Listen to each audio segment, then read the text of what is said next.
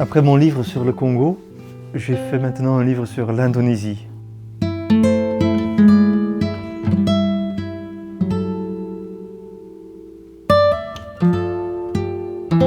Autre pays majeur du Sud, qui a été une ancienne colonie hollandaise, néerlandaise. Moi je suis belge, flamand.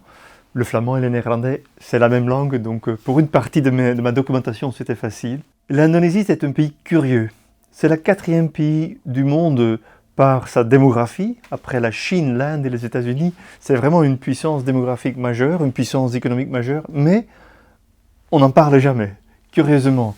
Alors que dans les années 40, les années 50, le pays a eu une importance mondiale suite au fait que c'est devenu le premier pays qui va proclamer son indépendance après la Deuxième Guerre mondiale, en août 1945.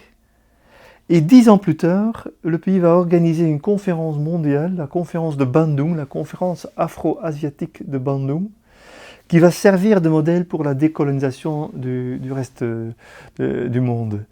C'est assez impressionnant ce qui s'est passé en Indonésie. Et en même temps, voilà, moi, belge, je ne connaissais pas tellement bien. Je pensais que c'était de l'histoire pour les Néerlandais et pour les Indonésiens. Et je me suis rendu compte d'une chose, c'est pas de l'histoire nationale, c'est de l'histoire mondiale. Et pour comprendre une histoire mondiale, c'est pas juste qu'il faut survoler la planète, il faut plonger. Il faut plonger dans les bidonvilles de Jakarta, il faut plonger dans les villages, les petites îles de cet archipel gigantesque qui est l'Indonésie. Il faut plonger au Japon, parce que le Japon a occupé. Il faut aller dans les quartiers résidentiels de la Hollande. J'ai sillonné le monde pendant plus d'1 an pour recueillir à peu près 200 témoignages, des gens très âgés.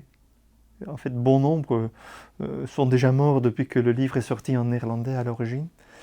Et comme au livre Congo, j'ai essayé d'organiser ce témoignage pour en faire une espèce de fresque en mosaïque.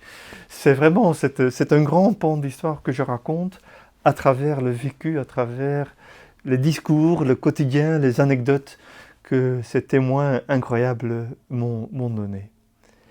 C'était un projet, c'était une aventure, un livre, je pense peut-être le livre le plus difficile que j'ai écrit, mais jusque-là, les lecteurs me disent que ça se voit pas, que ça se lit facilement.